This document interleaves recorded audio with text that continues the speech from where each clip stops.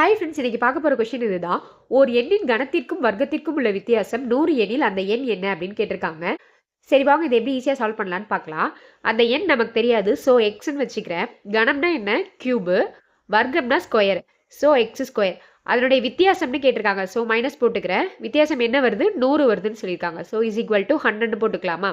4 option கொடுத்துருக்காங்களா, அதை எக்ஸில் வந்து நம்ம சப்ஸ்டியூட் பண்ணி 100 ரெண்டுத்தையும் மைனஸ் பண்ணி 100 வந்துச்சு அப்படின்னா எந்த ஆப்ஷனில் வருதோ அந்த ஆப்ஷன் தான் கரெக்ட் ஆன்சர்.